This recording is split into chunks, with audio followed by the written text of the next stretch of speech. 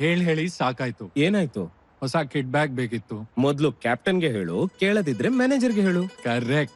ಹಾಗೆ ಮೊದಲು ಬ್ಯಾಂಕಿಗೆ ದೂರು ನೀಡಿ, 30 ದಿನಗಳಲ್ಲಿ ಉತ್ತರ ಸಿಗದಿದ್ರೆ ಅಥವಾ ಪರಿಹಾರ ಸಿಗದಿದ್ರೆ ಸಿಎಂಎಸ್ ಪೋರ್ಟಲ್ ನಲ್ಲಿ ದೂರು ನೀಡಿ. ಅದಕ್ಕೆ ಮೊದಲು ಬ್ಯಾಂಕ್, ಆಮೇಲೆ ಸಿಎಂಎಸ್ ಪೋರ್ಟಲ್. ಇಲ್ಲ ಅಂದ್ರೆ ದೂರನ್ನು ಅನುಮೋದಿಸಲಾಗುವುದಿಲ್ಲ. ಹೋಗೋಣವಾ? ಬಂತಲ್ವ ಹೊಸ ಕಿಡ್ ಬ್ಯಾಗ್. RBI ಹೇಳುತ್ತೆ, ಮೊದಲು ನಮ್ಮ ಬ್ಯಾಂಕ್, ಆಮೇಲೆ RBI ಒಂಬುಡ್ಸ್ಮನ್.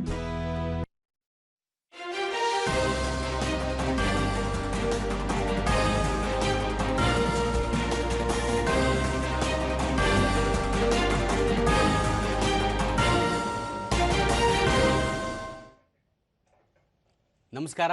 ಮುಖ್ಯಾಂಶಗಳು. ದೆಹಲಿಯಲ್ಲಿಂದು ಅಂತಾರಾಷ್ಟ್ರೀಯ ವಾಯು ಸಾರಿಗೆ ಸಂಘದ ವಾರ್ಷಿಕ ಸಭೆಯನ್ನುದ್ದೇಶಿಸಿ ಪ್ರಧಾನಿ ನರೇಂದ್ರ ಮೋದಿ ಭಾಷಣ. ಪ್ರವಾಹ ಬಾಧಿತ ಈಶಾನ್ಯ ರಾಜ್ಯಗಳಿಗೆ ಕೇಂದ್ರದಿಂದ ಸಂಪೂರ್ಣ ಬೆಂಬಲ, ಪರಿಸ್ಥಿತಿ ಎದುರಿಸಲು ಸನ್ನದ್ಧ ಸಚಿವ ಅಮಿತ್ ಶಾ. ರಾಜ್ಯದಲ್ಲಿ ಕಾಲಮಿತಿಯೊಳಗೆ ರೈಲ್ವೆ ಯೋಜನೆಗಳು ಪೂರ್ಣ, ಭೂ ಸ್ವಾಧೀನ ಸಮಸ್ಯೆ ಇತ್ಯರ್ಥಕ್ಕೆ ಆದ್ಯತೆ, ಸಚಿವ ವಿ ಸೋಮಣ್ಣ.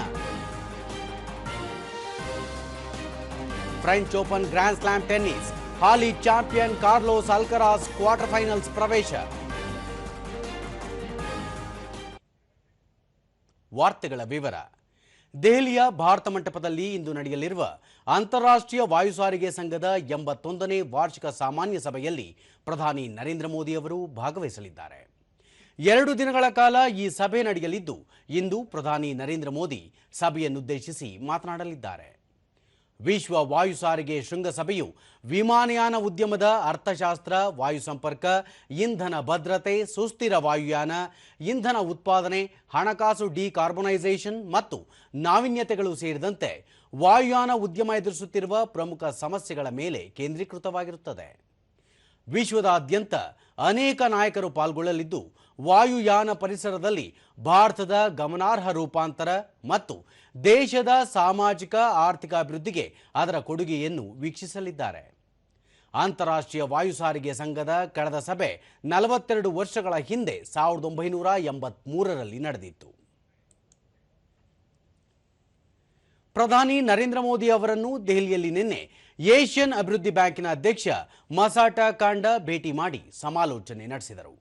ಈ ವೇಳೆ ವಿವಿಧ ವಿಚಾರಗಳ ಕುರಿತು ಮಾತುಕತೆ ನಡೆದಿದ್ದು, ಮುಂದಿನ 5 ವರ್ಷಗಳಲ್ಲಿ ನಗರ ಮೂಲ ಸೌಕರ್ಯಾಭಿವೃದ್ಧಿ, ಮೆಟ್ರೋ ಜಾಲ ವಿಸ್ತರಣೆ, ಪ್ರಾದೇಶಿಕ ಕ್ಷಿಪ್ರ ಸಾರಿಗೆ ವ್ಯವಸ್ಥೆ, ಕಾರಿಡಾರ್ಗಳ ಅಭಿವೃದ್ಧಿ ಸೇರಿದಂತೆ ವಿವಿಧ ಯೋಜನೆಗಳಿಗೆ ಏಷ್ಯನ್ ಅಭಿವೃದ್ಧಿ ಬ್ಯಾಂಕ್ $10 ಬಿಲಿಯನ್ ಒದಗಿಸಲಿದೆ ಎಂದು ಮಸಾಟಾ ಕಾಂಡ ತಿಳಿಸಿದ್ದಾರೆ ಎಂದು ವರದಿಯಾಗಿದೆ.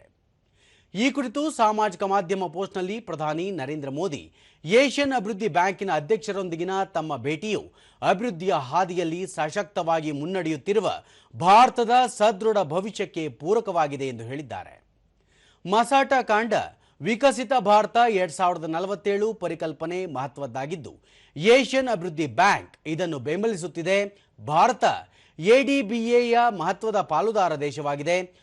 2047ರ ವೇಳೆಗೆ ಅಭಿವೃದ್ಧಿ ಹೊಂದಿದ ದೇಶವಾಗಿ ಭಾರತವನ್ನು ಕೊಂಡೊಯ್ಯುವ ಮಹತ್ವಾಕಾಂಕ್ಷೆಯನ್ನು ಏಷ್ಯನ್ ಬ್ಯಾಂಕ್ ಬೆಂಬಲಿಸುತ್ತದೆ ಎಂದು ತಿಳಿಸಿದ್ದಾರೆ. ಕಳೆದ ದಶಕದಲ್ಲಿ ಭಾರತ ತ್ವರಿತವಾಗಿ ಅಭಿವೃದ್ಧಿಯತ್ತ ದಾಪುಗಾಲಿಟ್ಟಿದ್ದು, ಜನರು ಆರ್ಥಿಕವಾಗಿ ಸಬಲೀಕರಣಗೊಂಡಿದ್ದಾರೆ. ಈಗ ಆ ವೇಗವನ್ನು ಮತ್ತಷ್ಟು ಹೆಚ್ಚಿಸುವ ಕೆಲಸ ನಡೆಯುತ್ತಿದೆ ಎಂದು ಅವರು ಶ್ಲಾಘಿಸಿದ್ದಾರೆ. ಆಗ್ರಾದ ಜಿಐಸಿ ಮೈದಾನದಲ್ಲಿ ನಿನ್ನೆ ಆಯೋಜಿಸಲಾಗಿದ್ದ ಏಕ್ ಪೇಡ್ ಮಾ ಕೆ ನಾಮ್ ಸಸಿ ನೆಡುವ ಕಾರ್ಯಕ್ರಮದಲ್ಲಿ ಉಪರಾಷ್ಟ್ರಪತಿ ಜಗದೀಪ್ ಧನ್ಕರ್ ಪಾಲ್ಗೊಂಡರು. ಉತ್ತರ ಪ್ರದೇಶದ ಮುಖ್ಯಮಂತ್ರಿ ಯೋಗಿ ಆದಿತ್ಯನಾಥ್, ಹರಿಯಾಣ ರಾಜ್ಯಪಾಲ ಬಂಡಾರು ದತ್ತಾತ್ರೇಯ, ಕೇಂದ್ರ ಸಚಿವ ಎಸ್ಪಿ ಸಿಂಗ್ ಬಘೇಲ್, ಮಹಾರಾಷ್ಟ್ರ ವಿಧಾನ ಪರಿಷತ್ ಸಭಾಪತಿ ರಾಮ್ ಶಿಂದೆ ಮತ್ತಿತರ ಗಣ್ಯರು ಭಾಗಿಯಾಗಿದ್ದರು. ಇದೇ ವೇಳೆ ಉಪರಾಷ್ಟ್ರಪತಿ ಜಗದೀಪ್ ಧನ್ಕರ್ ಹಾಗೂ ಅವರ ಪತ್ನಿ ಡಾಕ್ಟರ್ ಸುದೇಶ್ ಧನ್ಕರ್ ತಮ್ಮ ಸ್ವರ್ಗೀಯ ತಾಯಿಯವರ ಹೆಸರಿನಲ್ಲಿ ಗಿಡ ನೆಟ್ಟು ಪರಿಸರ ಸಂರಕ್ಷಣೆಯ ಸಂದೇಶ ನೀಡಿದರು. ಬಳಿಕ ಲೋಕಮಾತಾ ದೇವಿ ಅಹಲ್ಯಾಬಾಯಿ ಹೋಳ್ಕರ್ ಅವರ 300ನೇ ಜನ್ಮದಿನಾಚರಣೆ ಅಂಗವಾಗಿ ಅಹಲ್ಯಾಬಾಯಿ ಅವರ ಭಾವಚಿತ್ರಕ್ಕೆ ಪುಷ್ಪನಮನ ಸಲ್ಲಿಸಿದರು. ಬಳಿಕ ಜಗದೀಪ್ ಧನ್ಕರ್, ನಾಡಿನ ಚರಿತ್ರೆಯಲ್ಲಿ ಅಹಲ್ಯಾಬಾಯಿ ಹೋಳ್ಕರ್ ಅವರ ಉತ್ತಮ ಆಡಳಿತ ಹಾಗೂ ಜನಸ್ನೇಹಿ ಶಾಸನಗಳು ಸ್ಮರಣೀಯವಾಗಿವೆ.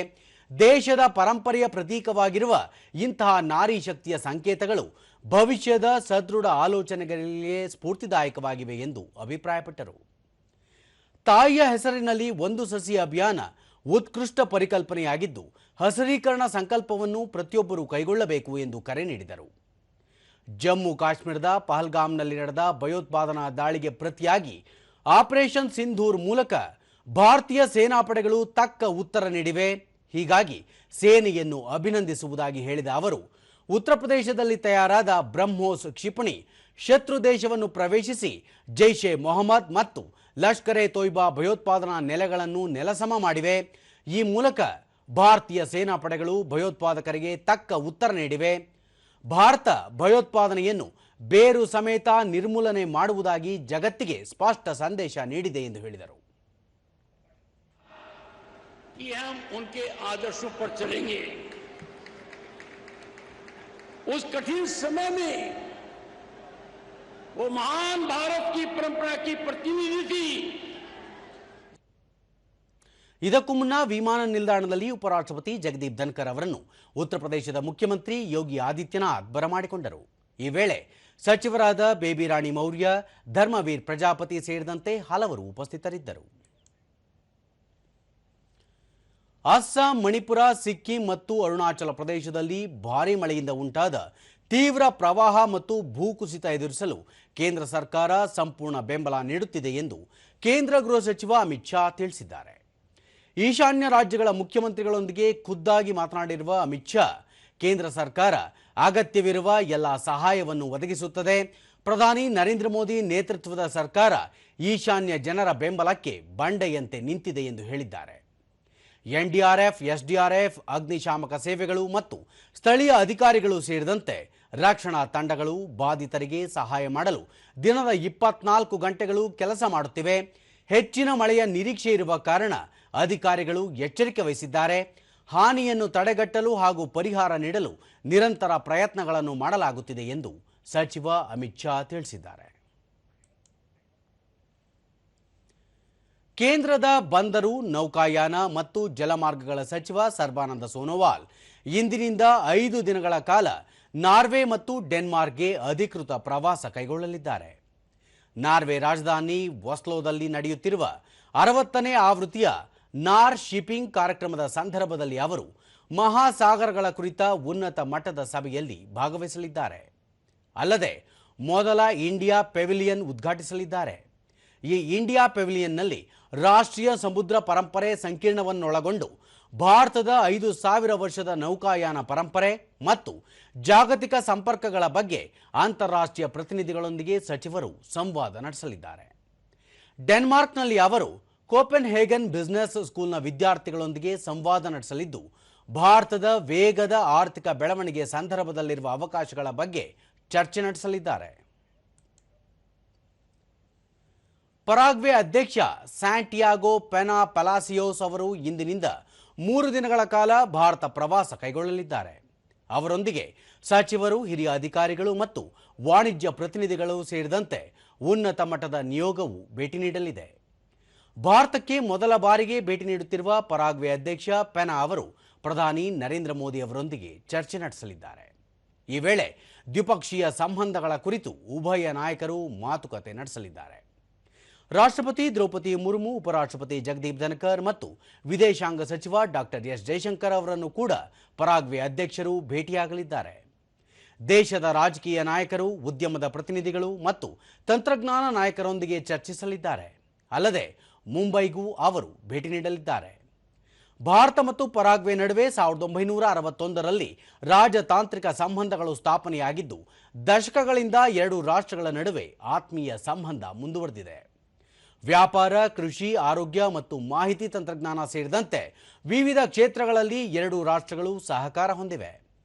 ವಿಶ್ವಸಂಸ್ಥೆಯ ಸುಧಾರಣೆಗಳು, ನವೀಕರಿಸಬಹುದಾದ ಇಂಧನ ಮತ್ತು ಭಯೋತ್ಪಾದನೆಯನ್ನು ಎದುರಿಸುವುದು ಸೇರಿದಂತೆ ವಿವಿಧ ಅಂತಾರಾಷ್ಟ್ರೀಯ ವಿಷಯಗಳ ಕುರಿತು ಉಭಯ ರಾಷ್ಟ್ರಗಳು ಮಾಹಿತಿ ವಿನಿಮಯ ಮಾಡಿಕೊಳ್ಳಲಿವೆ. ಕೇಂದ್ರ ಕೃಷಿ ಸಚಿವ ಶಿವರಾಜ್ ಸಿಂಗ್ ಚೌಹಾಣ್ ಉತ್ತರ ಪ್ರದೇಶದ ಮೀರತ್ನಲ್ಲಿ ನಿನ್ನೆ ಆಯೋಜಿಸಲಾಗಿದ್ದ ವಿಕಸಿತ ಕೃಷಿ ಸಂಕಲ್ಪ ಅಭಿಯಾನದಲ್ಲಿ ಪಾಲ್ಗೊಂಡು ರೈತರನ್ನು ಉದ್ದೇಶಿಸಿ ಮಾತನಾಡಿದರು. ಈ ವೇಳೆ ಅವರು ದೇಶದಲ್ಲಿ ಬದಲಾವಣೆಯ ಹೊಸ ಪರ್ವ ಆರಂಭವಾಗಿದ್ದು ಕೃಷಿ ಕ್ಷೇತ್ರದಲ್ಲಿ ಉನ್ನತ ಅನ್ವೇಷಣೆಗಳು ನಡೆಯುತ್ತಿವೆ. ರೈತರು ಕೃಷಿ ಕ್ಷೇತ್ರದಲ್ಲಿ ಆಧುನಿಕ ತಂತ್ರಜ್ಞಾನವನ್ನು ಬಳಸಿಕೊಂಡು ಲಾಭದಾಯಕ ಇಳುವರಿ ಪಡೆಯಲು ಸರ್ಕಾರದ ವಿವಿಧ ಯೋಜನೆಗಳ ನೆರವು ಪಡೆಯಬಹುದಾಗಿದೆ. ಮುಂಗಾರು ನಂತರದ ಕೃಷಿ ಚಟುವಟಿಕೆಗಳಿಗೆ ಪೂರಕವಾಗುವಂತೆ ದೇಶಾದ್ಯಂತ ವಿಕಸಿತ ಕೃಷಿ ಸಂಕಲ್ಪ ಅಭಿಯಾನದ ಮೂಲಕ ಜಾಗೃತಿ ಮೂಡಿಸಲಾಗುತ್ತಿದೆ ಎಂದರು. ಕೇಂದ್ರ ಸರ್ಕಾರ ಕಳೆದ 11 ವರ್ಷಗಳಲ್ಲಿ ಕೃಷಿಕರ ಸಮಗ್ರ ಅಭ್ಯುದಯದ ಆಶಯದೊಂದಿಗೆ ಹಲವು ಯೋಜನೆಗಳನ್ನು ಜಾರಿಗೆ ತಂದಿದೆ. ವೈಜ್ಞಾನಿಕ ರೀತಿಯ ರಸಗೊಬ್ಬರ ಬಳಕೆ, ಬೀಜ ಪೂರೈಕೆ, ಮಣ್ಣು ಪರೀಕ್ಷೆ, ಬೆಳೆ ವಿಮೆ, ನೀರಾವರಿ ಯೋಜನೆಗಳು ಸೇರಿದಂತೆ ಅನುಕೂಲವಾಗುವ ಅನೇಕ ಮಾಹಿತಿಗಳನ್ನು ತಜ್ಞರ ಮೂಲಕ ಗ್ರಾಮಗಳಿಗೆ ತಲುಪಿಸಲಾಗುತ್ತಿದೆ. ಭಾರತೀಯ ಕೃಷಿ ಅನುಸಂಧಾನ ಪರಿಷತ್ ಹಾಗೂ ಸಂಶೋಧನಾ ಕೇಂದ್ರ, ಕೃಷಿ ವಿಜ್ಞಾನ ಕೇಂದ್ರಗಳು, ವಿವಿಧ ವಿಶ್ವವಿದ್ಯಾಲಯಗಳ ಸಹಯೋಗದಲ್ಲಿ ಅಭಿಯಾನ ಯಶಸ್ವಿಯಾಗಿ ನಡೆಯುತ್ತಿದೆ ಎಂದು ತಿಳಿಸಿದರು. किसान भी समृद्ध हो, योजनाएं कई है उत्तर प्रदेश सरकार की भी, जैसा कि साहिब जी बता रहे थे। प्रधानमंत्री जी का लक्ष्य है किसानों का उत्पादन बढ़ाना, उत्पादन की लागत घटाना, नुकसान हो जाए तो भरपाई करना, ठीक दाम देना, कृषि का विविधीकरण, काम कई तरफ चल रहा है. ಕೇಂದ್ರ ವಾಣಿಜ್ಯ ಮತ್ತು ಕೈಗಾರಿಕಾ ಸಚಿವ ಪಿಯೂಷ್ ಗೋಯಲ್ 3 ದಿನಗಳ ಫ್ರಾನ್ಸ್ ಪ್ರವಾಸ ಕೈಗೊಂಡಿದ್ದಾರೆ. ಸಚಿವರ ಈ ಭೇಟಿಯಿಂದ ಪ್ರಮುಖ ಯುರೋಪಿಯನ್ ಪಾಲುದಾರರೊಂದಿಗೆ ದೀರ್ಘಾವಧಿಯ ಕಾರ್ಯತಂತ್ರ ಪಾಲುದಾರಿಕೆ ಮತ್ತು ಆರ್ಥಿಕ ಸಂಬಂಧಗಳ ಬಲವರ್ಧನೆ, ಸಮಗ್ರ ಜಾಗತಿಕ ಬೆಳವಣಿಗೆ ದೃಷ್ಟಿಕೋನವನ್ನು ಮುನ್ನಡೆಸಲು ಭಾರತದ ನಿರಂತರ ಬದ್ಧತೆಯನ್ನು ಪ್ರತಿಬಿಂಬಿಸುತ್ತದೆ.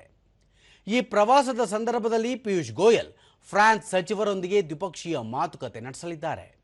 ಅಲ್ಲಿನ ಆರ್ಥಿಕ ಸಚಿವ ಎರಿಕ್ ಲೊಂಬಾರ್ಡ್ ಮತ್ತು ವ್ಯಾಪಾರ ಸಚಿವ ಲಾರೆಂಟೋ ಸೆಂಟ್ ಮಾರ್ಟಿನ್ ಸೇರಿದಂತೆ ಇನ್ನಿತರ ಸಚಿವರನ್ನು ಭೇಟಿಯಾಗಲಿದ್ದಾರೆ. ಇಂಡೋ ಫ್ರೆಂಚ್ ಆರ್ಥಿಕ ಪಾಲುದಾರಿಕೆಯನ್ನು ಬಲಪಡಿಸುವ ಮತ್ತು ವ್ಯಾಪಾರ, ಹೂಡಿಕೆ ಸಹಕಾರವನ್ನು ಹೆಚ್ಚಿಸುವ ನಿಟ್ಟಿನಲ್ಲಿ ಈ ಭೇಟಿಯು ಕೇಂದ್ರೀಕೃತವಾಗಿರುತ್ತದೆ. ಕ್ಯಾಬ್ ಸೇವೆಗೆ ಮುನ್ನ ಮುಂಗಡ ಟಿಪ್ಸ್ ಪಡೆಯುತ್ತಿದ್ದ ಓಲಾ, ಊಬರ್, ನಮ್ಮ ಯಾತ್ರಿ ಕಂಪನಿಗಳಿಗೆ ಬಿಸಿ ತಟ್ಟಿದೆ. ಕೇಂದ್ರ ಗ್ರಾಹಕ ಸಂರಕ್ಷಣಾ ಪ್ರಾಧಿಕಾರ ನೋಟಿಸ್ ಜಾರಿ ಮಾಡಿದ ಹಿನ್ನೆಲೆಯಲ್ಲಿ ಎಚ್ಚೆತ್ತುಕೊಂಡಿರುವ ಸಾರಿಗೆ ಸೇವಾ ಅಪ್ಲಿಕೇಶನ್ನಲ್ಲಿ ಮುಂಗಡ ಟಿಪ್ಸ್ಗೆ ಬದಲಾಗಿ ಸ್ವಯಂ ಪ್ರೇರಿತ ಟಿಪ್ಸ್, ಐಚ್ಛಿಕ ಟಿಪ್ಸ್ ಎಂಬ ಹೊಸ ಪದ ಸೃಷ್ಟಿಯಾಗಿದೆ. ಈ ಕುರಿತು ಪ್ರತಿಕ್ರಿಯಿಸಿರುವ ಕೇಂದ್ರ ಗ್ರಾಹಕ ವ್ಯವಹಾರ ಮತ್ತು ಆಹಾರ ನಾಗರಿಕ ಪೂರೈಕೆ ಸಚಿವ ಪ್ರಹ್ಲಾದ್ ಜೋಶಿ, ಕ್ಯಾಬ್ಗಳು ಮುಂಗಡ ಟಿಪ್ಸ್ ಪಡೆಯುವ ಬಗ್ಗೆ ಪರಿಶೀಲಿಸಿ ಕ್ರಮ ಕೈಗೊಳ್ಳುವಂತೆ ಕೇಂದ್ರ ಗ್ರಾಹಕ ರಕ್ಷಣಾ ಪ್ರಾಧಿಕಾರಕ್ಕೆ ಸೂಚನೆ ನೀಡಲಾಗಿತ್ತು. ಅದರಂತೆ ಕ್ರಮ ಕೈಗೊಳ್ಳಲಾಗಿದೆ. ಕ್ಯಾಬ್ಗಳು ತಮ್ಮ ತಪ್ಪುಗಳನ್ನು ತಿದ್ದಿಕೊಂಡಿರುವುದು ಉತ್ತಮ ಬೆಳವಣಿಗೆ ಎಂದು ಹೇಳಿದ್ದಾರೆ. ಕೇಂದ್ರ ಗ್ರಾಹಕ ರಕ್ಷಣಾ ಪ್ರಾಧಿಕಾರ ಇತರೆ ಅರ್ಜಿಗಳ ಕುರಿತು ತನಿಖೆ ನಡೆಸುತ್ತಿದೆ. ಈ ಅಪ್ಲಿಕೇಶನ್ಗಳ ಮೇಲೆ ಮತ್ತಷ್ಟು ನಿಗಾ ಇಡುತ್ತಿದೆ. ವಂಚನೆ ಕಂಡುಬಂದರೆ ನೋಟಿಸ್ ನೀಡಿ ಕಠಿಣ ಕ್ರಮ ಕೈಗೊಳ್ಳಲಿದೆ ಎಂದು ಸಚಿವರು ತಿಳಿಸಿದ್ದಾರೆ. ಕೇಂದ್ರ ರೈಲ್ವೆ ಹಾಗೂ ಜಲಶಕ್ತಿ ಖಾತೆ ರಾಜ್ಯ ಸಚಿವ ವಿ ಸೋಮಣ್ಣ ಕಲಬುರಗಿಯಲ್ಲಿ ನಿನ್ನೆ ವಿವಿಧ ರೈಲ್ವೆ ಕಾಮಗಾರಿಗಳನ್ನು ಪರಿಶೀಲಿಸಿ ಅಧಿಕಾರಿಗಳಿಂದ ಮಾಹಿತಿ ಪಡೆದರು. ಈ ವೇಳೆ ಶಾಸಕ ಬಸವರಾಜ ಮತ್ತಿಮೋಡ, ಮಾಜಿ ಸಂಸದ ಉಮೇಶ್ ಜಾಧವ್, ಬಿಜೆಪಿ ಗ್ರಾಮಾಂತರ ಅಧ್ಯಕ್ಷ ಅಶೋಕ್ ಬಗಲಿ ಸೇರಿದಂತೆ ರೈಲ್ವೆ ಅಧಿಕಾರಿಗಳು ಉಪಸ್ಥಿತರಿದ್ದರು.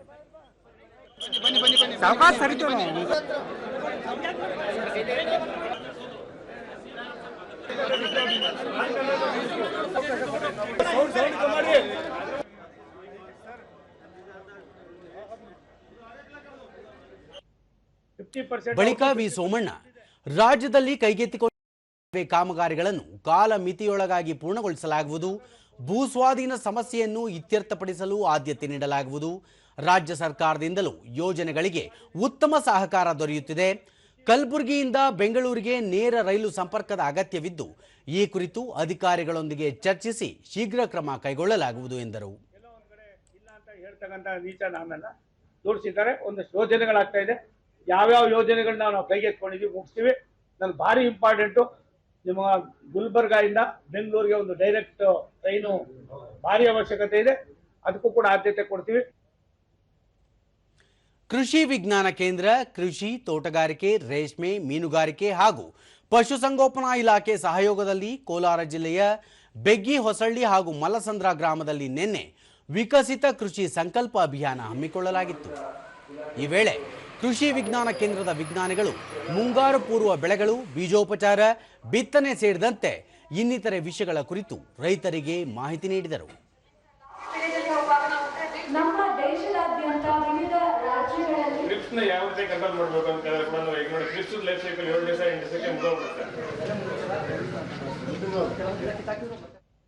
ದೂರದರ್ಶನದೊಂದಿಗೆ ವಿದ್ಯಾರ್ಥಿನಿ ಅಂಬಿಕಾ ಕಂಬಾರ ಕೃಷಿ ವಿಷಯದಲ್ಲಿ ವ್ಯಾಸಂಗ ಮಾಡುತ್ತಿದ್ದು, ಅಂತಿಮ ವರ್ಷದ 3 ತಿಂಗಳ ಕಾಲ ರೈತರೊಂದಿಗೆ ನೇರ ಸಂಪರ್ಕ ಹೊಂದಿದ್ದು, ಈ ಅವಧಿಯಲ್ಲಿ ಬೆಳೆಗಳಿಗೆ ತಗುಲುವ ಕೀಟಬಾಧೆ ಸೇರಿದಂತೆ ಇನ್ನಿತರೆ ವಿಷಯಗಳ ಕುರಿತು ಅವರಲ್ಲಿ ಜಾಗೃತಿ ಮೂಡಿಸಲಾಗುವುದು ಎಂದರು.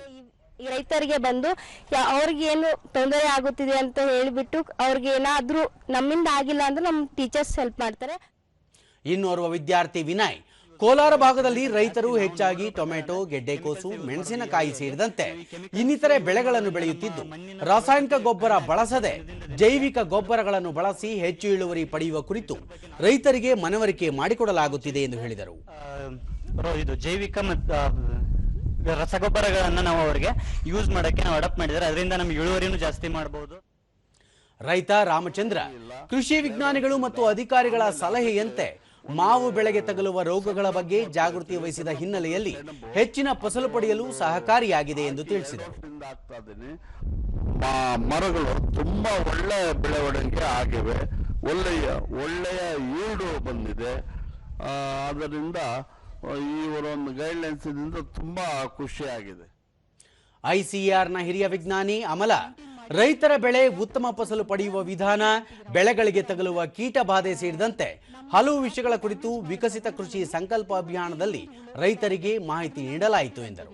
ಅದನ್ನು ರಿಲೀಸ್ ಮಾಡಿ ಆ ಡ್ಯಾಮೇಜ್ ಮಾಡಿದ ಹುಳುಗಳನ್ನ ಹೆಂಗೆ ಕಂಟ್ರೋಲ್ ಮಾಡುವ ಬಗ್ಗೆ ರಿಸರ್ಚ್ ಮಾಡ್ತಾ ಇದೀವಿ. ಈ 131 ಲೈವ್ ಇನ್ಸೆಕ್ಟ್ಸ್ ಸಮಸ್ಯೆಯಲ್ಲಿ ಮಲ್ಟಿಪ್ಲೈ ಮಾಡಿ ರೈತರಿಗೆ ಆಲ್ ಓವರ್ ಇಂಡಿಯಾ ಸಪ್ಲೈ ಮಾಡ್ತಾ ಇದೀವಿ. ಕೃಷಿ ವಿಜ್ಞಾನ ಕೇಂದ್ರದ ಮಣ್ಣು ವಿಜ್ಞಾನಿ ಡಾಕ್ಟರ್ ಅನಿಲ್ ಮುಂಗಾರು ಪೂರ್ವದಲ್ಲಿ ರೈತರು ಬೆಳೆಯುವ ವಿವಿಧ ಬೆಳೆಗಳು, ಬೀಜೋಪಚಾರ, ಹಸಿರೆಲೆ ಗೊಬ್ಬರ ಬಳಕೆ, ಕೀಟ ರೋಗಬಾಧೆ ಸೇರಿದಂತೆ ಇನ್ನಿತರ ವಿಷಯಗಳ ಕುರಿತು ರೈತರಿಗೆ ಸ್ಥಳದಲ್ಲೇ ಮನವರಿಕೆ ಮಾಡಿಕೊಡಲಾಗುತ್ತಿದೆ. ಈ ಅಭಿಯಾನ ಜೂನ್ 12ರವರೆಗೂ ನಡೆಯಲಿದೆ ಎಂದು ತಿಳಿಸಿದರು. ರೈತರ ಹೊಲಗಳಿಗೆ ಅಥವಾ ತೋಟಗಳಿಗೆ ಭೇಟಿ ಮಾಡಿ ಅಲ್ಲಿ ಸಮಸ್ಯಾತ್ಮಕ ಬೆಳೆಗಳಿಗೆ ನಾವು ಅಲ್ಲೇ ಪರಿಹಾರವನ್ನು ಕೊಡೋದಾಗಿರ್ಬೋದು, ಈ ರೀತಿ ಕಾರ್ಯಕ್ರಮಗಳನ್ನು ಹಮ್ಮಿಕೊಂಡಿದ್ದೇವೆ. ಚಿಕ್ಕಮಗಳೂರು ಜಿಲ್ಲೆಯ ಸಕರಾಯಪಟ್ಟಣದ ಬಾಣೂರು ಮತ್ತು ಅಗ್ರಹಾರ ತಾಂಡ್ಯದಲ್ಲಿ ಕೇಂದ್ರ ಸರ್ಕಾರದ ಕೃಷಿ ವಿಕಸಿತ ಸಂಕಲ್ಪ ಅಭಿಯಾನ ನಡೆಯಿತು.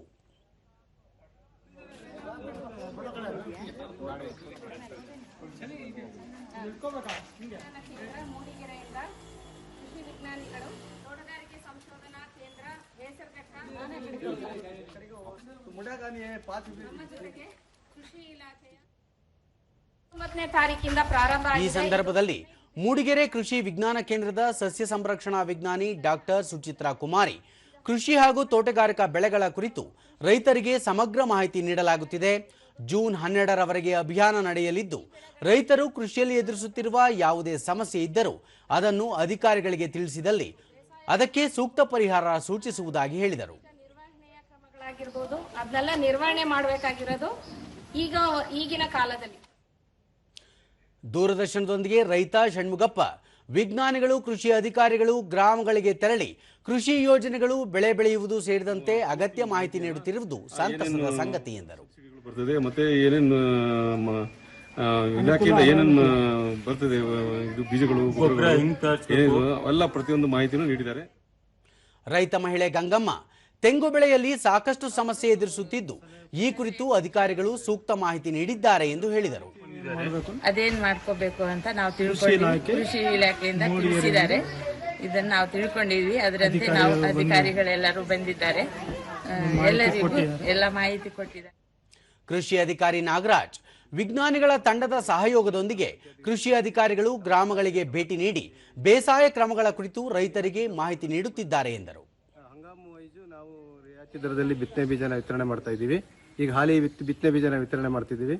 ಆಮೇಲೆ ನಮ್ಮಲ್ಲಿ ಕೃಷಿ ಭಾಗ್ಯ ಯೋಜನೆ ಅಂತಿದೆ. ಈ ಯೋಜನೆಯಲ್ಲಿ ರೈತರು ರಿಯಾಯಿತಿ ದರದಲ್ಲಿ ಕೃಷಿ ಹೊಂಡಗಳನ್ನು ಮಾಡ್ಕೋಬೇಕಾಗಿ ಕೇಳ್ಕೊತೇನೆ. ಮತ್ತೊಬ್ಬ ಅಧಿಕಾರಿ ವಿನಯ್ ಈ ಅಭಿಯಾನದಿಂದ ರೈತರಿಗೆ ಕೃಷಿ ಕುರಿತು ಸಂಪೂರ್ಣ ಮಾಹಿತಿ ದೊರೆಯಲಿದ್ದು ಉತ್ತಮ ಇಳುವರಿ ಪಡೆಯಲು ಸಹಕಾರಿಯಾಗಲಿದೆ ಎಂದು ಹೇಳಿದರು. ರೈತರೊಂದಿಗೆ ಹೊಸ ತಾಂತ್ರಿಕತೆಗಳನ್ನು ಚರ್ಚೆ ಮಾಡಿರ್ತಾರೆ. ಅದ್ರ ಜೊತೆಗೆ ನಾವು ನಮ್ಮ ಕೃಷಿ ಇಲಾಖೆಯಲ್ಲಿ ಏನೇನು ರೈತರಿಗೆ ಸೌಲಭ್ಯಗಳಿದೆ, ಹೊಸ ಹೊಸ ಯೋಜನೆಗಳ ಅದನ್ನು ಕೂಡ ಚರ್ಚೆ ಮಾಡಿ ರೈತರಿಗೆ ಸವಿವರವಾಗಿ ವಿಸ್ತರಣೆ ಮಾಡಿ. ರಾಯಚೂರು ತಾಲೂಕು ಪೂರತಿಪ್ಲಿ ಗ್ರಾಮದಲ್ಲಿ ನಿನ್ನೆ ವಿಕಸಿತ ಕೃಷಿ ಸಂಕಲ್ಪ ಅಭಿಯಾನ ಕಾರ್ಯಕ್ರಮಕ್ಕೆ ವಿಜ್ಞಾನಿ ಡಾಕ್ಟರ್ ಎ ನಾಗರಾಜ ಚಾಲನೆ ನೀಡಿದರು. ಈ ಅಭಿಯಾನ ಜೂನ್ 12ರವರೆಗೆ ನಡೆಯಲಿದೆ. ಈ ವೇಳೆ ಡ್ರೋನ್ ಪ್ರಾತ್ಯಕ್ಷಿಕೆ, ಬೀಜೋಪಚಾರ, ಬೇಸಾಯ ತಾಂತ್ರಿಕತೆ, ಕೀಟ ಮತ್ತು ರೋಗ ನಿರ್ವಹಣೆ, ಪ್ರಧಾನಮಂತ್ರಿ ಫಸಲ್ ಬಿಮಾ ಯೋಜನೆ, ಪ್ರಧಾನಮಂತ್ರಿ ಕೃಷಿ ಸನ್ಮಾನ್ ಧನ ಯೋಜನೆ, ಮಣ್ಣು ಆರೋಗ್ಯ ಚೀಟಿ ಸೇರಿದಂತೆ ವಿವಿಧ ವಿಷಯಗಳ ಕುರಿತು ರೈತರಿಗೆ ಮಾಹಿತಿ ನೀಡಲಾಯಿತು. ಈ ಸಂದರ್ಭದಲ್ಲಿ ಭಾರತೀಯ ತೋಟಗಾರಿಕಾ ಸಂಸ್ಥೆಯ ವಿಜ್ಞಾನಿ ಡಾಕ್ಟರ್ ಹರೀಶ್ ಕುಮಾರ್, ಕೀಟಶಾಸ್ತ್ರ ವಿಜ್ಞಾನಿ doctor Shrivani, GN doctor Mallareddy, doctor A Nagaraju ಸೇರಿದಂತೆ ಕೃಷಿ ಅಧಿಕಾರಿಗಳು ಪಾಲ್ಗೊಂಡಿದ್ದರು. ದೂರದರ್ಶನದೊಂದಿಗೆ ರೈತ ಶಿವಪ್ಪ ಪೂರ್ವ ಮುಂಗಾರು ಬಿತ್ತನೆ ಮತ್ತು ವಿವಿಧ ಯೋಜನೆಗಳ ಕುರಿತು ಅಧಿಕಾರಿಗಳು ಅಗತ್ಯ ಮಾಹಿತಿ ನೀಡಿದರು ಎಂದರು. ವಿವಿಧ ಇಲಾಖೆಗಳ ಜೊತೆಗೂಡಿ ಪ್ರತಿಯೊಂದು ಹಳ್ಳಿಗೆ ಹೋಗಿ ರೈತರಿಗೆ ಪೂರ್ವ ಮುಂಗಾರು ಮಾಹಿತಿ ಮತ್ತು ಇನ್ನಿತರ ತಂತ್ರಜ್ಞಾನಗಳ ಮಾಹಿತಿಯನ್ನು ಹಳ್ಳಿಗೆ ಹೋಗಿ ರೈತರಿಗೆ ವಿಜ್ಞಾನಿಗಳು ನೀಡುತ್ತಿದ್ದಾರೆ. ಇದು ಒಂದು ಒಳ್ಳೆಯ ಕಾರ್ಯಕ್ರಮ. ಇನ್ನೋರ್ವ ರೈತ ಉಮೇಶ್ ಗೌಡ ಭೂಮಿಯ ಫಲವತ್ತತೆ, ವಾತಾವರಣಕ್ಕೆ ಅನುಗುಣವಾಗಿ ಬೆಳೆಯಬಹುದಾದ ಕೃಷಿಯ ಬಗ್ಗೆ ರೈತರಿಗೆ ಅಗತ್ಯ ಸಲಹೆ ಸೂಚನೆ ನೀಡಿರುವುದು ಸಂತಸದ ಸಂಗತಿ ಎಂದರು. ನೋಡಿಕೊಳ್ಳ್ರಿ, ಅದೇ ರೀತಿಯಾಗಿ ನಮ್ಮ ಎಲ್ಲ ರೈತರಿಗೆ ಅನುಕೂಲ ಆಗ್ತಕ್ಕಂಥ ಬೀಜಗಳನ್ನು ನೀವು ಮಾಡಿಕೊಳ್ಬೇಕಂತ ನಮ್ಮ ಎಲ್ಲ ರೈತ ಬಾಂಧವರಿಗೆ ಇವತ್ತು ಸಲಹೆ ಸೂಚನೆಗಳನ್ನು ಮಾರ್ಗದರ್ಶಿ ಕೊಟ್ಟಿದ್ದಾರೆ. ನಾವು ರೈತರಿಗೆ ಈ ಥರ ಮಾಡಿದ್ದಕ್ಕೆ ನಮಗೂ ಸಹ ಸಂತೋಷವಾಗಿದೆ. ಮತ್ತೋರ್ವ ರೈತ ನಾಗರಾಜ್ ಕೃಷಿ ವಿಶ್ವವಿದ್ಯಾಲಯದ ಅಧಿಕಾರಿಗಳು ಬೇಸಾಯ ಕ್ರಮಗಳ ಕುರಿತು ರೈತರಿಗೆ ಸಮಗ್ರ ಮಾಹಿತಿ ನೀಡಿದರು ಎಂದು ಸಂತಸ ವ್ಯಕ್ತಪಡಿಸಿದರು. ಇಲ್ಲಿ ಒಂದು ರೈತರಿಗಾಗಿ ಒಂದು ಕಾರ್ಯಕ್ರಮವನ್ನು ಮುಂಗಾರು ಕೃಷಿ ಕಾರ್ಯಕ್ರಮ ಸಂಬಂಧಪಟ್ಟಂತೆ ಬೀಜಗಳ ಬಗ್ಗೆ ಮತ್ತು ಹವಾಮಾನ ಕುರಿತು ಹಾಗೂ ಬೀಜೋಪಚಾರದ ಬಗ್ಗೆ ಮಾಹಿತಿ ನೀಡಿದ್ದಾರೆ. ಇದು ಎಲ್ಲ ರೈತರಿಗೆ ಸಂತೋಷ ತಂದಿದೆ. ಡಾಕ್ಟರ್ ಎ ನಾಗರಾಜ್, ಜಿಲ್ಲೆಯಾದ್ಯಂತ ಉತ್ತಮ ಮಳೆಯಾಗಿದ್ದು ಭಾರತೀಯ ತೋಟಗಾರಿಕಾ ಸಂಸ್ಥೆಯ ವಿಜ್ಞಾನಿಗಳು, ಕೃಷಿ ಅಧಿಕಾರಿಗಳು, ಇಪ್ಕೋ ಸಂಸ್ಥೆಗಳನ್ನೊಳಗೊಂಡ ವಿಜ್ಞಾನಿಗಳ ತಂಡದಿಂದ ಬೇಸಾಯ ಕ್ರಮಗಳ ಕುರಿತು ಅಗತ್ಯ ಮಾಹಿತಿ ನೀಡಲಾಗುತ್ತಿದೆ ಎಂದರು. Like tomato, they are grown in the states. So instead of that, value-added schemes, value-added technologies are there. They can make into powder, they make into ready-to-serve drinks, so that it will be healthy and nutrition to the kids, and also it will benefit the farmer. Doctor Harish Kumar Viksit Sankalp Abhiyan ಕುರಿತು ರೈತರೊಂದಿಗೆ ನೇರ ಸಂವಾದ ನಡೆಸಿ ಸುಧಾರಿತ ಬೇಸಾಯದ ಬಗ್ಗೆ ತಿಳಿಸಿಕೊಡಲಾಗುತ್ತಿದೆ ಎಂದು ಹೇಳಿದರು. University of agriculture sciences Raichur ಈ ಒಂದು ಕಾರ್ಯಕ್ರಮವನ್ನು ಸುಮಾರು ಇವತ್ತು ನಾವು ಹೀರಾಪುರ ಹಳ್ಳಿಯಲ್ಲಿದ್ದೀವಿ. ಈ ಹಳ್ಳಿಯಲ್ಲಿ ರೈತರಿಗೆ ಮೆಣಸಿನಕಾಯಿ ಬೆಳೆ ಬಗ್ಗೆ ತಳಿ ಆಯ್ಕೆಯಿಂದ ಹಿಡಿದು ಮೆಣಸಿನಕಾಯಿ ಬೆಳೆಯಲ್ಲಿ ಸೂಕ್ತವಾದ ಸಮಗ್ರ ಕೀಟ ಮತ್ತು ರೋಗ ನಿರ್ವಹಣಾ ಬಗ್ಗೆ ಈ ಒಂದು ಕಾರ್ಯಕ್ರಮದಲ್ಲಿ ಮಾಹಿತಿಯನ್ನು ಕೊಡಲಾಯಿತು. ಡಾಕ್ಟರ್ ಜಿಎನ್ ಶ್ರೀವಾಣಿ ಜಿಲ್ಲೆಯಲ್ಲಿ 90 ಗ್ರಾಮಗಳನ್ನು ಆಯ್ಕೆ ಮಾಡಿಕೊಂಡಿದ್ದು ಎಲ್ಲ ಗ್ರಾಮಗಳಿಗೂ ತೆರಳಿ ಪೂರ್ವ ಮುಂಗಾರು ಕುರಿತು ಮಾಹಿತಿ ನೀಡಲಾಗುತ್ತಿದೆ ಎಂದು ತಿಳಿಸಿದರು. ಫಸಲ್ ಬಿಮಾ ಯೋಜನೆ ಅಂತ ಇರ್ಬೋದು, ಅದರ ಜೊತೆಗೆ national mission on oil seeds pulses ಅಂತಿದೆ. ಸೊ ಆ ಯೋಜನೆಗಳೆಲ್ಲನೂ ಕೇಂದ್ರ ಸರ್ಕಾರದ್ದಿರ್ಬೋದು, ರಾಜ್ಯ ಸರ್ಕಾರದ್ದಿರ್ಬೋದು, ಈ ಎಲ್ಲ ಯೋಜನೆಗಳ ಮಾಹಿತಿಯನ್ನು ಸಹ ನಾವು ಇಲ್ಲಿ ರೈತರಿಗೆ ಕೊಡ್ತಾ ಇದ್ದೀವಿ. ಬಾಂಗ್ಲಾದೇಶದಲ್ಲಿ ಕಳೆದ ವರ್ಷ ಜುಲೈ ಆಗಸ್ಟ್ ತಿಂಗಳಲ್ಲಿ ನಡೆದ ಸಾಮೂಹಿಕ ದಂಗೆಯ ಸಂದರ್ಭದಲ್ಲಿ ಮಾನವೀಯತೆ ವಿರುದ್ಧದ ಅಪರಾಧಗಳ ಆರೋಪದಡಿ ದಾಖಲಾಗಿರುವ ಪ್ರಕರಣಗಳಲ್ಲಿ ಅಂತಾರಾಷ್ಟ್ರೀಯ ಅಪರಾಧ ನ್ಯಾಯ ಮಂಡಳಿ ಅಲ್ಲಿನ ಮಾಜಿ ಪ್ರಧಾನಿ ಶೇಖ್ ಹಸೀನಾ ಹಾಗೂ ಮಾಜಿ ಗೃಹ ಸಚಿವ ಅಸಾದುಜ್ಜಮಾನ್ ಖಾನ್ ಅವರ ಬಂಧನಕ್ಕೆ ವಾರೆಂಟ್ ಹೊರಡಿಸಿದೆ. ಅಂತಾರಾಷ್ಟ್ರೀಯ ಅಪರಾಧ ನ್ಯಾಯಮಂಡಳಿ ಅಧ್ಯಕ್ಷ ಗೋಲಂ ಮಾರ್ತೂಜಾ ನೇತೃತ್ವದ 3 ಸದಸ್ಯರ ಐಸಿಟಿ ಪೀಠ ಈ ಆದೇಶ ಹೊರಡಿಸಿದ್ದು ಜೂನ್ 16ರಂದು ನ್ಯಾಯಾಲಯದ ಮುಂದೆ ಶೇಖ್ ಅನ್ನು ಹಾಜರುಪಡಿಸಲು ಅಧಿಕಾರಿಗಳಿಗೆ ಸೂಚಿಸಿದೆ. ಮುಂದಿನ ವಿಚಾರಣೆ ಅದೇ ದಿನ ನಡೆಯಲಿದೆ ಎಂದು ವರದಿಯಾಗಿದೆ.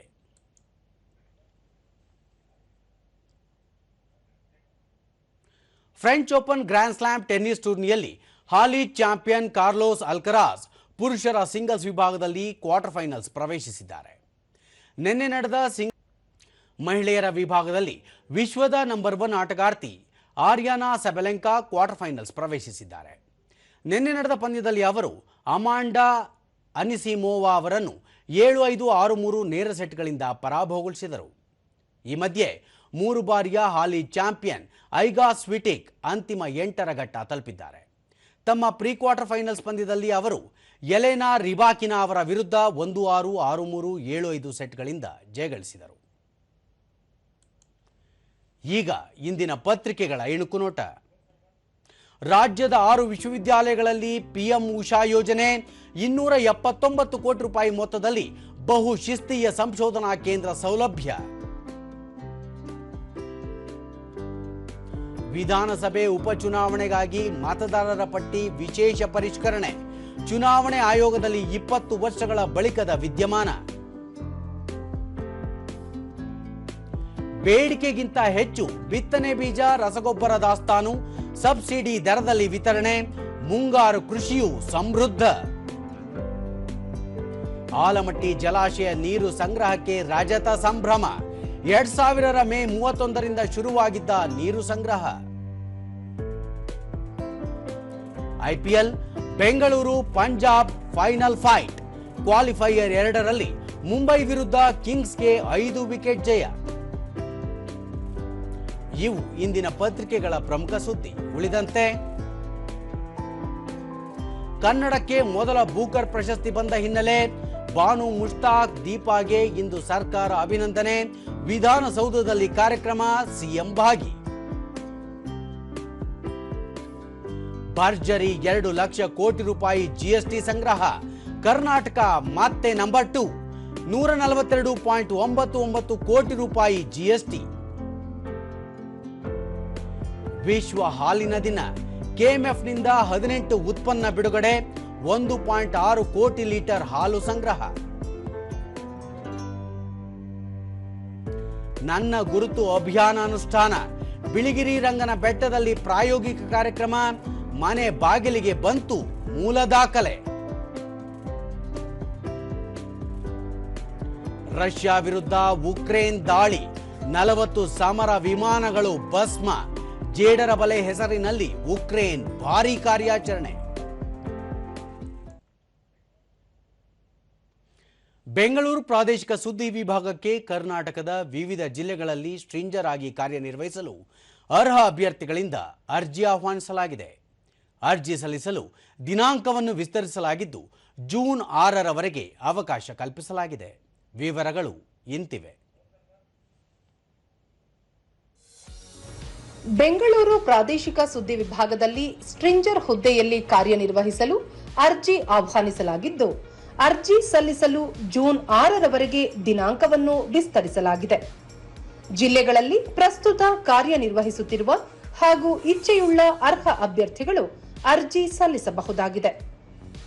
ಯಾದಗಿರಿ ಹಾಗೂ ಗದಗ ಜಿಲ್ಲೆ ಹೊರತುಪಡಿಸಿ ಎಲ್ಲಾ ಜಿಲ್ಲೆಗಳಲ್ಲೂ ಅರ್ಹ ಅಭ್ಯರ್ಥಿಗಳಿಂದ ಅರ್ಜಿ ಆಹ್ವಾನಿಸಲಾಗಿದೆ. ಅರ್ಜಿ ಸಲ್ಲಿಸುವ ಮುನ್ನ ಪ್ರಸಾರ ಭಾರತಿ ಜಾಲತಾಣದಲ್ಲಿ ನಮೂದಿಸಲಾಗಿರುವ ವಿವರಗಳನ್ನು ಗಮನಿಸತಕ್ಕದ್ದು. ಅರ್ಜಿಯ ವಿವರಗಳು https://prasarabharati.gov.in/pdvacancy/ ಜಾಲತಾಣದಲ್ಲಿ ಲಭ್ಯ. ಅರ್ಜಿ ಸಲ್ಲಿಸಲು ಕೊನೆಯ ದಿನಾಂಕ 6 ಜೂನ್ 2025. ಅರ್ಜಿಗಳನ್ನು ಸ್ಪೀಡ್ ಪೋಸ್ಟ್ ಅಥವಾ ರಿಜಿಸ್ಟರ್ ಪೋಸ್ಟ್ ಮೂಲಕವೇ ಸಲ್ಲಿಸತಕ್ಕದ್ದು.